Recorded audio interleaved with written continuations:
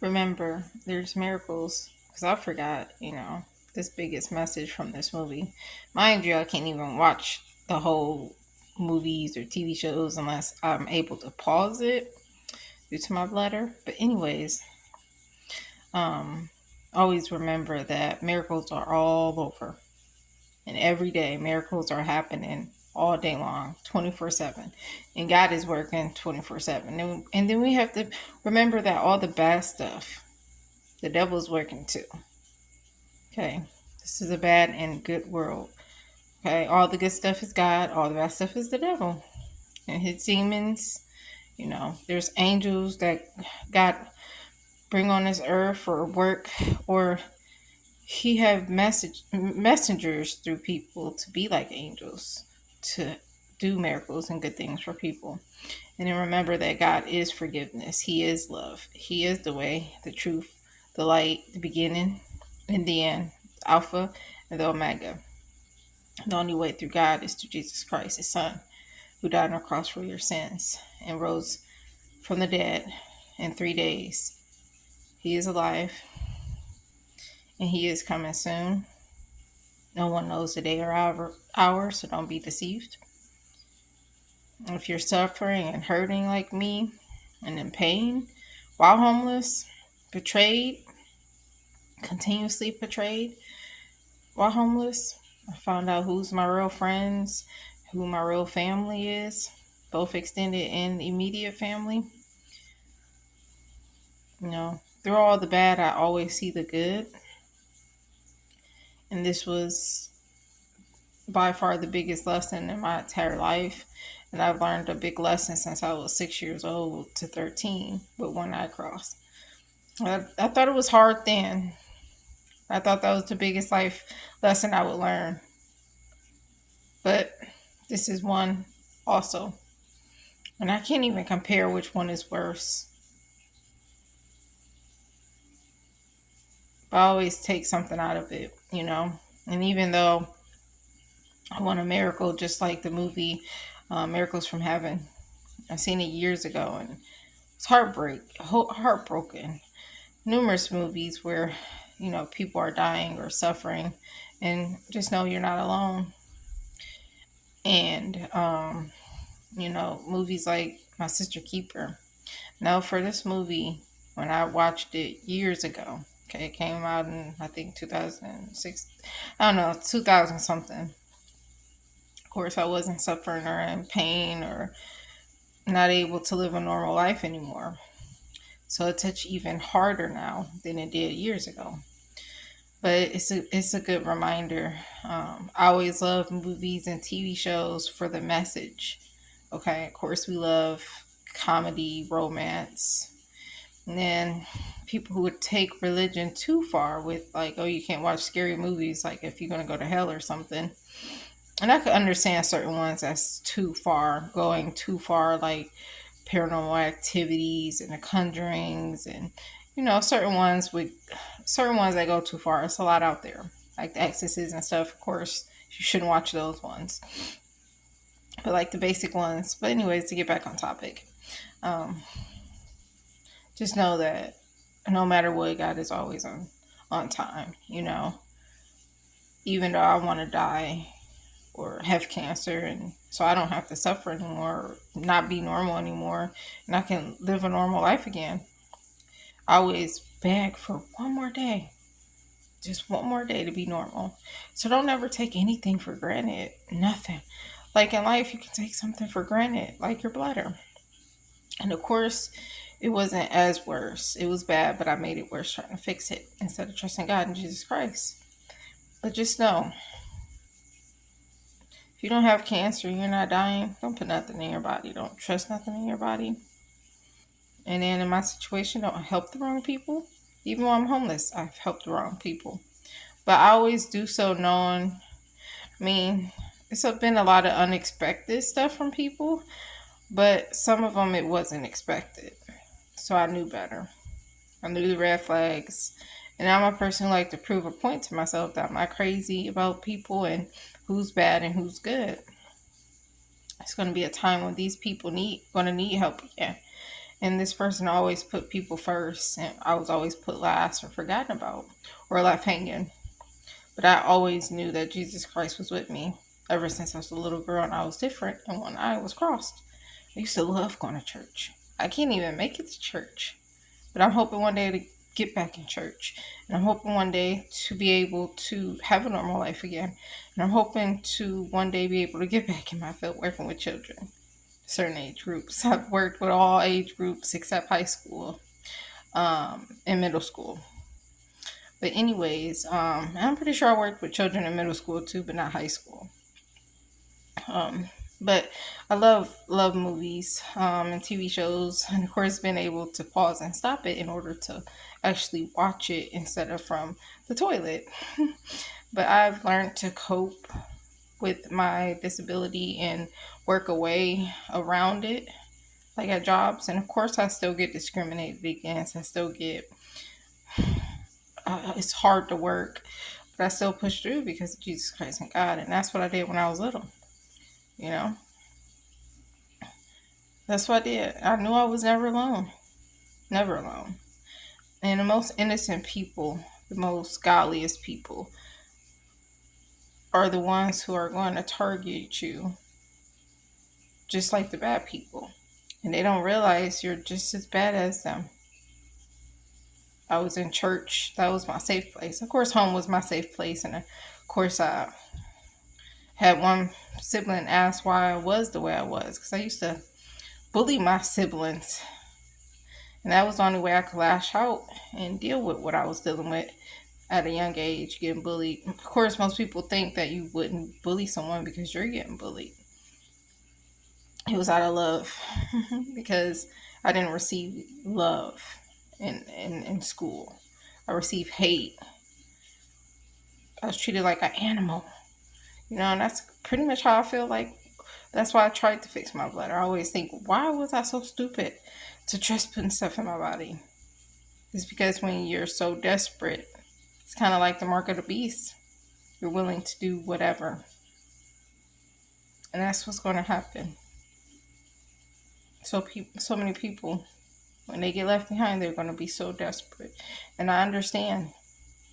But the only way to make it to the second coming, when Jesus returned after 7 years tribulation, you have to either die by faith and not taking the mark of the beast, or you have to take it and get hell for eternity.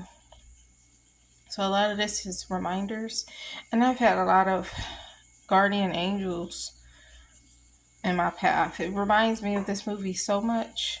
She was healed miraculously after being sick for so long, after falling out of a tree and saying she went to heaven and she seen her body outside of her body. And anyways, I've had encounters, of course, spiritual warfare continuously before being homeless, where it was so bad where I didn't understand why I was putting markings on my body, literally handprints on my body, where when you wake up it's red and it's really deep handprints either on my arms or my thighs. And I've noticed whenever I'm dealing with spiritual warfare, I do that. When I'm not, I don't do it. And I've had people come in my life who have helped me, strangers, while being homeless. And I had this bunny rabbit follow me while living on the streets before shelters and after apartment built and living on the floors and like sleeping at the laundromats. I had this rabbit always following me and always standing afar, just staring at me or just acting real odd, like most rabbits. And you really don't even see that during the wintertime, mind you. I never forget crying. And I have a place to go, but I don't want to put my bladder burden on anyone, like my grandmother or my friend in Ohio. And I got another friend in Texas that's dealing with the same situation, but who's living with a friend getting back on her feet. And then a lot of my friends I found out aren't real friends. It's been years since I've been in Ohio, so it's like they're complete strangers now. Same with extended family who completely ignored me in time of need and help. And it's okay if they said no or said I'm good or I can't help you. It's better than being ignored. But I was prepared for this because of all that I dealt with as a kid. You know, the sweetest people can be just like the same people who aren't sweet. And I learned that years ago.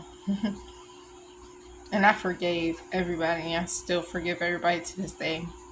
Anyways, that little bunny was my friend while homeless, living on the streets. And I was very blessed and fortunate to have a car until it got taken. But I see it as a blessing. And that's why I left my cross in there. I was hanging up with my, I got the water running, of course. I'm always going to the bathroom. So what's the point of turning it off? Of course, if I was in my own house or apartments don't really matter because like you don't pay for water, you just pay for electric. But anyways, I did leave my cross hanging up in my car and my tassels from graduating college. I graduated a few times. I could have had a doctorate degree. Um, but instead I had a different associate's degree because I didn't know what I wanted to be when I grew up or after high school. I moved so much. It reminds me of the movie Casper. And I do want to say I'm thankful that I had a good childhood outside of school, at home with my parents and siblings. You know, we had a great childhood and teenage years until things changed when I was 17 and then 18, of course. And then even years later, obviously. So I'm really appreciative of that. Um, but yeah, I had this rabbit I felt like was my guardian angel because I felt her before. And I believe it was my great grandmother. And I always kept running into this rabbit. It was a bunny rabbit. I don't know. Very white and so pretty and so small, but medium where you can see it. And every time I didn't see it, I either ran into it from afar or it was unexpected. And it was only one time he ran away because we ran into each other like unexpectedly. But other times he was standing afar from me, just standing there. And then he will wait until running off. I believe it was my great grandmother. Same thing like when I was almost raped and killed. Mind you, I had numerous red flags. Just like while I'm in my situation I'm in now, I had red flags. You know, been told by my elders, you know, and having an incident where I should know better. Because when people show you who they are, you need to listen the first time. And people have to understand again that if you forgive people, you still have to stay away from them if they're no good for you. Or you're in for a lot of bad stuff to happen and it's going to be because of you. And you have to take the accountability. You have to be accountable. Hold your own self accountable for things. You can't blame God for everything. And you can't blame the devil for everything. You have to blame yourself, especially if you knew better. And at that time, I was depressed and stuff, and I kept shaking all it off, like, oh, whatever. You know, all the red flags I was trying to ignore and just blow off and make excuses for. And anyways, I was almost raped and killed. And I'll never forget, I forgot, I had to make up a lie a lot of times in order to survive or to get out of a bad situation that can be lethal or deadly. Even jumping out of a car recently, an Uber car. I don't take Uber, but once in the past I had a bad experience. I would never take it again. I usually take Lyft. I have to jump out the car. If someone tell you you can't get out and we almost there, and you feel like they're weird and numerous red flags, and you don't know if they're going to keep going or not, from where you're supposed to stop at, and they don't want to tell you where you are going, and you're supposed to know, and they're being rude and just. I felt his spirit. It was just very demonic and mean and bad and rude for no reason. As soon as I got in the car, vaping and everything, a middle-aged black guy with a cowboy hat on and kept turning the music up louder and louder. But anyways, back on the almost been raped and killed. I forgot about the third latch. There was 3 locks on the door, and I did forget the lock Okay, the third lock. So he would have pulled me back in. Mind you, he ripped off like my panties and my pants. Like when I ran out, I basically was in a bra. Because he ripped my shirt too.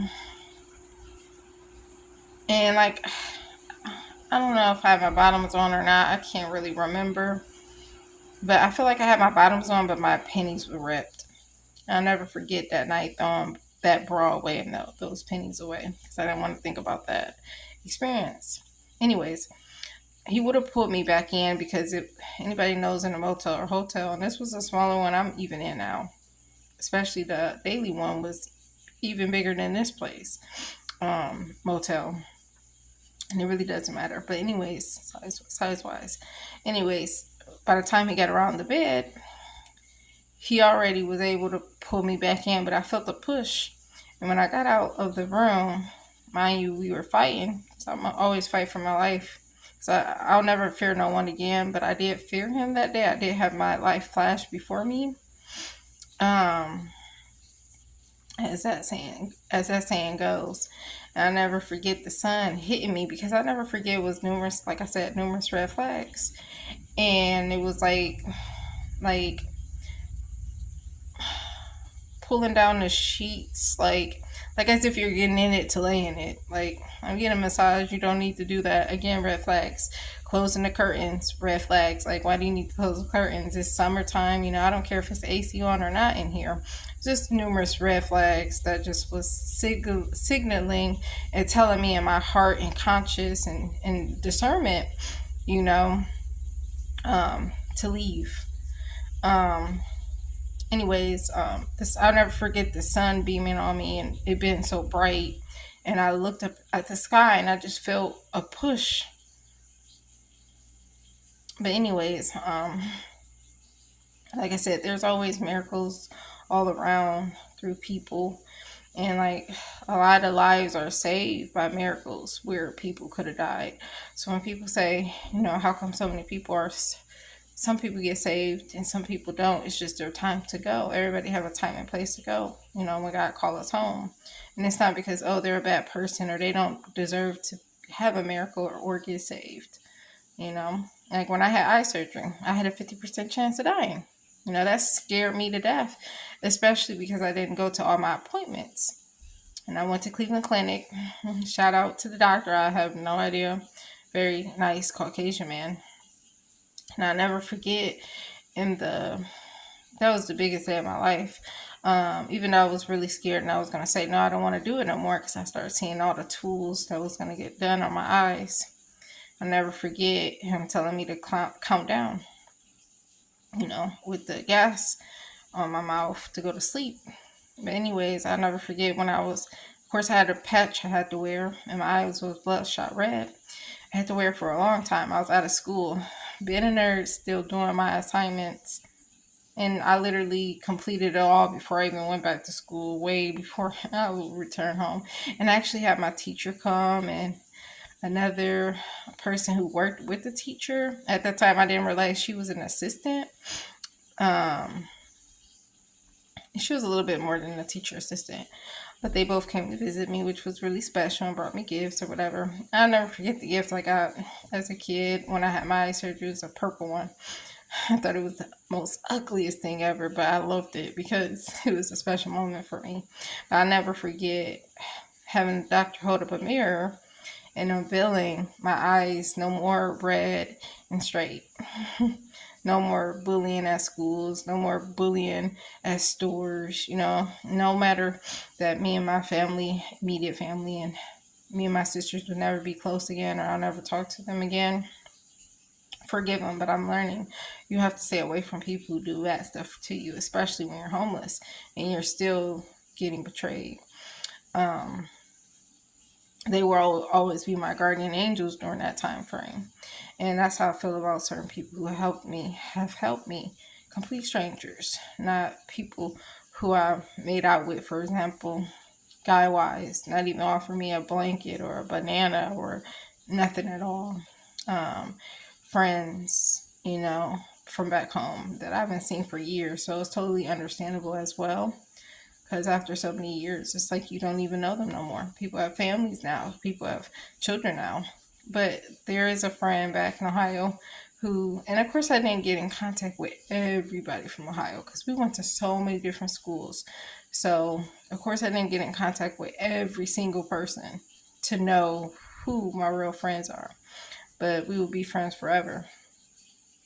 And it's the same with this friend from Texas who was from out here. I wish I got in touch with another person from the post office. We were like freaking twins. And she's in Texas. I know she had a child, I think a boy, and she was Hispanic. But anyways, and she actually wanted to get a place together when I got my first place. But due to the situation I'm dealing with now, but I had a friend to live with, over greed of money, literally about to get my own place. But anyways, that's just a reminder about miracles. And I have had encounters, of course, rapture dreams and dreams of numerous things, like the shot that I don't want to go into detail, so this video don't get taken down. Zombies, nuclear. I've had a lot of dreams. I have dreams now where the slides change, but these days they're just random dreams about different people and just random dreams that don't make sense. They're just random versus and I'm not a prophet, um or anything, or I'm just like anybody else. I'm not special. Everybody's special, but I'm just like everybody else. I'm a sinner, you know. um but lastly, I have had encounters where I met people who seem like they're angels on this earth, or God is using them. Like I had one person before being homeless, way before being homeless, after I was dealing with bullying as a teacher assistant at a public school. Never in my life would have thought I did with that. I mean, they had me in the basement crying because when one person team up on you, they turn everybody against you. And they make you look like the bad guy. And if you don't leave the situation, you're going to make it worse. It's not going to get better. And then at the end of the day, they're going to win and you're going to lose because it's going to be their word over yours. And again, I didn't listen to the right people. And I've learned to start listening to the right people, so I don't have to suffer and go through even more than just my body all jacked up. Now my life is all jacked up. Again, due to my own, I have to fix it. I have to try to turn it around. And some things can't be undone. I wish I can go back to the day I got bladder Botox or bladder pills. I can't go back to those days. But God did say, this too shall pass. And I trust him and believe him, even though I'm tired. I don't want to suffer no more and I'd rather die. Or I wish I had cancer and die. And no one wants to put death on them when they believe in God and Jesus Christ. People want to die because just like people want to commit suicide, they just want to end the pain and suffering and struggles. We all go through trials and tribulations, but sometimes it gets really weary and you just want it all. You just want it all gone. So some people take the easy way out and some people don't. Just like when I was 6 years old, I wanted to commit suicide so I didn't have to deal with bullying no more. It wasn't just bullying at school or at stores, because in my eyes, it was family members, immediate and extended family. It was people at church. And church was always my happy place. Always will be. And I can't even make it to church because of how bad I tried to fix my bladder. Just like I said, I can't even work in my field. My bladder is worse than a child. Worse than a pregnant person, worse than a freaking elderly person, because of trying to fix it. All pharmaceutical stuff, unless you have cancer or you about to die, is evil and bad. Don't put it in your body. But lastly, I ran into people years ago at, and I ran into this one friend. I'm partial friends with her still, but partially not. But anyways, I'm just tired of people making excuses, and I'm tired of people doing bad stuff to people, including myself. And again, you let people hurt you if you know better, or if they showed you who they are and you still deal with them. Just because you forgive them don't mean you have to deal with them. Because if they're bad, they're bad. If they show you once, they shouldn't have to show you twice. If they show you twice, shame on you. You should know better. for a third and fourth and fifth time.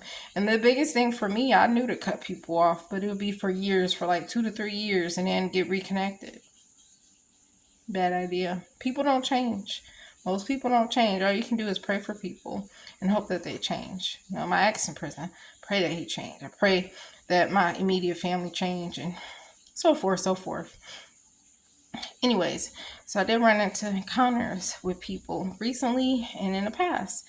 I worked after the shenanigans, at the school system, and I should have went to a different school instead of staying there and then getting fired because and I actually let them fire me because I didn't want to go to a different school. I wanted to not make, for once in my life, I was standing up to bullies, and this was the time to not do that.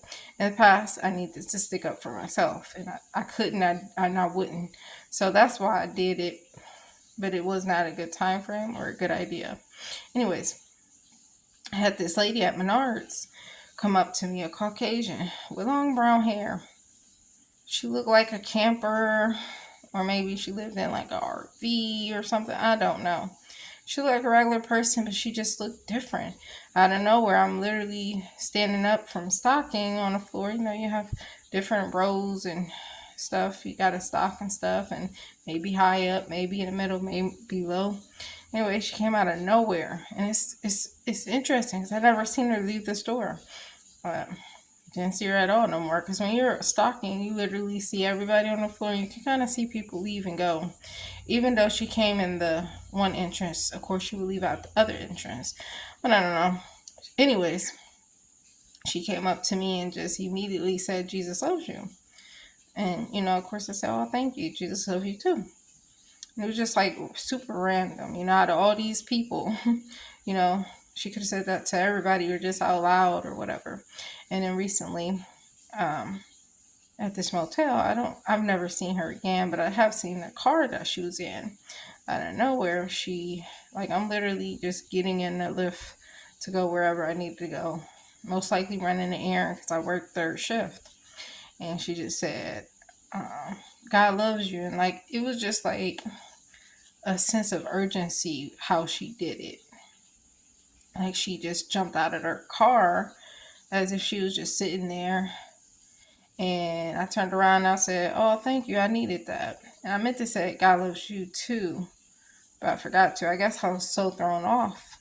And it's just, I don't know, it's just interesting. Because I believe people cross our paths for a reason.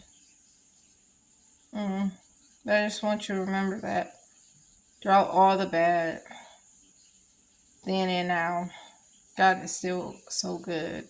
He's so awesome, and you can't be mad at him. Never. No matter the pain or the struggles or how bad I get discriminated. I get discriminated so badly where not only do I get banned from places, and I'm doing better now of working on my muscles, especially as a virgin, especially with a bladder infection from a shelter. I have to wait to take antibiotics. But while being homeless, I actually even got to get new ones. But I have proof that I need them, so it won't be hard to get. Because they're very hard to get in my situation of having hard to detect bladder infections and a lot of them. So when I do get on my feet, I have to be a big sea moss, cranberry juice, probiotic person to not get them anymore because they're really bad and they can be lethal. They can go to your kidneys, and I actually have to get all that done before I take them to see how much damage I've done. And I'm not afraid to die. I'm not afraid of anything anymore. I've been afraid since I was 6 years old. 2 kids. I was afraid of kids. And a lot of my immediate family and extended family didn't understand why I was so attached to them. And not being attached. I'm talking about attached. I need to be changed or a newborn baby. I didn't leave people's sides for a reason. I learned to be really scared of other kids and teenagers and people in general because of my situation. I guess they call it trauma. I wouldn't know a lot about things if I didn't do human services before education and general studies. So I know a lot about what happened and why I was a certain way. But anyways, even wanting to die, I know like everybody have a purpose, and I know like I'm here for a reason still. Because if I wasn't here still, like when I cried and after praying during my rectum surgery, I had the whole room praying, most of them, and how would you say it? Praising God. And they didn't know I wanted to go home. I said on a silent prayer and just speaking to him, under the light and under the table before getting the mask to please take me home and let me die. And yeah, he keep waking me up. Even in my car, homeless, cold. And I was warm because I had lots of blankets and, doubled up. But just living in my car, homeless. It was my little camper. Um, I wanted God to not wake me up, you know, but he did. And I know I have a reason to still be here. So that's why I fake it till I make it every day I come out of this motel room or go to work, even though I'm going to deal with discrimination. And it's to the point I have to hop around to different jobs until I can get exactly what I want. And that's hard to come by because people don't give up certain jobs. Not even when they get old. And now look at the economy. People are definitely going to keep those jobs even if they can retire just to make it ends meet. But lastly, no matter what, I just know that God is always on time. Like I've been holding my bladder for 31 minutes because some things are worth it. Trying to be normal is worth it. Trying to work is worth it. I know I'm very different from other people.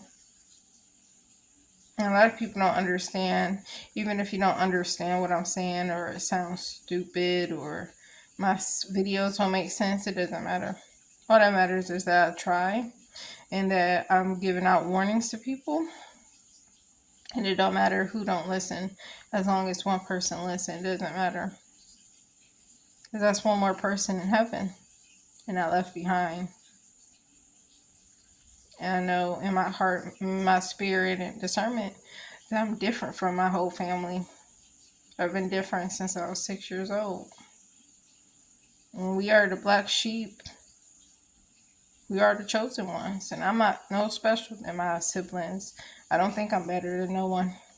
Then or now. Especially now. All checked up. Definitely not as special as I used to be. And everybody's really special. You don't feel worthy no more or enough no more when you go in these jobs and they're treating you differently. Or you go into a restaurant and they treat you differently because you're different even more now. Not just different spiritually and soul wise. And people know this about me. My soul is different from other people. And people don't like different. They don't like different when you're religious and have a relationship with Jesus Christ, because it's a relationship with God and Jesus Christ. It's not the other way around. Bump the religion part. It's about a relationship. But people don't like that type of spirit, and then they don't like when you're different, like body-wise or like mental-wise. They're with a lot of people who are at my level, meaning middle age and older people, because the young folks aren't. Whether it's like extended family or strangers. But lastly, it was really good to see that movie out. That was a good movie that I was able to watch all the way through then. And can't now. Even catching parts of it, And like I said, I cope with it. And like a lot of times I watch and listen to stuff through doing so on the toilet. Because I could run and just wipe and do that. Sometimes I used to do that, but now I just be like, it's just listen. And most of the stuff you've seen already. So once you see it, you've seen it a million times. So you can kind of know what it looks like. It's kind of like not a deaf person, a blind person. I don't know. I just cope with my situation. And it sucks. Like I feel like I can't go on like this, or never gonna be anything I wanted to be or accomplish the other things I wanted to do in life or um, go for my dreams still and stuff like that. But at the end of the day, I still tried for some of my dreams and they didn't come true because of making bad decisions and not handling things correctly and obviously messing myself up.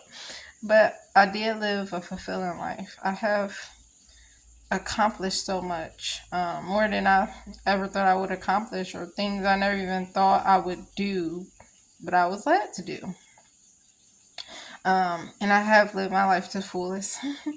Even if it wasn't love, it was love, but it wasn't the marriage type love, you know, toxic love, but good love, but bad love. And a lot of bad love more than good, but it was a lot of good too. It was like a mixture of both 50-50, good and bad. I always compare my 4 years relationship with my ex, who is now in prison. Haven't heard from him, don't want to, even when he get out. So I moved on. But first love and everything. Wanted to get married and everything. I'll never forget, eloped to Paris. A wedding dress. I love, anybody know me, I love wedding dresses. And I love weddings. Like just seeing it, or unfortunately for me, I couldn't be a part of the friends back home. And as I said, people have moved on. I've moved on too. And it was hard for me to move on years ago. I was homesick since I moved, crying all the way, you know, where I moved to. But anyways, I missed out on their, graduations and our graduations if we graduated together. First births, first babies, bridal showers. A lot of people got married, children. You get the point. And I see my life with even my siblings, seeing them go to college and seeing them leave home in a different way in light, and seeing our futures differently, including mine. Life turned out very different than what we expect and what we want. I know God gets what he wants, and you have to realize that you should want what God wants, and everything you want isn't what you need, even though you want it. um like I had an incident where I want to lose my virginity, but I had something happen where it's like you need to sit down. It wasn't nothing bad either. It was just a sign that you need to just not worry about that. um yeah. Anyways, yeah, that's my little resurrection message. Is miracles is everywhere, and sometimes we forget that, and forget that, like, throughout all the bad, like, no matter how bad your body gets or how bad life gets, both things can turn around, because miracles are true, they are real, and God is real. And at the end of the day, no matter if things don't turn up and change around, or even if a miracle don't happen, God is always good, and he's never wrong, and he never make mistakes, and he loves you. And even if you're still going to go through what you're going to go through forever, God still loves you. And this isn't the final end if you choose to give your life to him. Because one day you'll be good to go. And that place is heaven. Heaven is real. There's a movie, Heaven is Real. There's numerous stuff behind movies. There's a lot out there to prove that God is real. Because it takes a lot for people to believe. When they believe, it's too late. And then it's sad, because when people do be on their deathbed, they finally trust him and give him a chance and have faith. And there's nothing wrong with that, because it's never too late. See, my grandfather, of course he believed in God, but he definitely gave his life and repented before he died of cancer. I miss him. That was the one and only funeral I ever been to, except my stepfather's funeral of his father, and we was very little. So I don't plan to ever go to any more funerals, because I just want to go to heaven and see them. I don't want to see them in a coffin or anything, or the ground. I just want to see them all reunited. I don't even want to go to my own. And I'm the one that's going to be in it. But I really won't be there. I'll be in heaven, unless obviously the rapture happens, and that can happen whenever. I don't see us here past 2028, but we could be. No one knows the day or hour.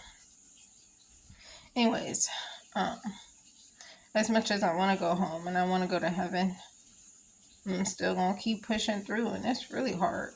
Anyone who ever dealt with homelessness and that's the first incident, it's very hard to get out of, but try. And it's really hard with a disability and bladder. Hopefully I ain't show my chest, but if so, sorry. But anyways, I don't know about anybody else. Like I said, when I yawn, I'll be ugly. Turned into a whole monster. Basically how I was treated as a kid, as if I was literally a monster. Just because of one eye being crossed. But I really appreciate the ones who accepted my difference, then. And like I said, now a lot of people don't accept or treat you well at all when you have a disability. They compare you and make you seem like you're not good enough anymore to work. And they work around making your life a living hell to just get a paycheck. The looks, the stares, the same thing I dealt with. So I kind of was prepared for this because of dealing with it as a child. It's just harder when you have responsibilities. It's a whole game changer. Back then, all I had to do was just cry at night and, just go back every day and deal with it. And now I have more than that. I have responsibilities, especially homeless. So it makes it a little bit harder. But they always say, especially the elderly, God will never give you more than you can handle. And I agree, but also disagree with that. Obviously, when you overcome things, you find out that you're stronger than you are. But when you see other people who are struggling and suffering more than you, like people with cancer, you feel terrible as a person. Like, this person is going through way worse than me. Even though I'm going through a lot and it's really bad and it's tough. It's because of also the side effects from Botox, but numerous ones. I'll get to see a lot of things once I'm able to get antibiotics for this bladder infection. But anyways, when I see other people suffering, it just reminds you that you're not alone. There's other people, of course, going through worse. But what I'm trying to say is their strength inspire me because I don't feel like I can make it or I want to get through this. Like I said, this all started of a movie, and I love movies with messages, and it's a good reminder of these things, and this isn't your final body unless you want it to be. This isn't our final home unless you want it to be. This is not the final say unless you want it to be. So join us in heaven one day. Make sure you get there and be ready.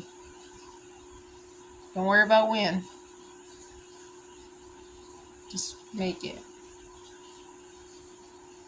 I know I'm trying, and I want to, and I'm going to. I have to. Or all this will be for nothing. It's like Jesus dying on the cross would be for nothing. Kind of think of my situation and people who die of cancer and all these different things, just like Jesus suffered. It wasn't for nothing. God bless.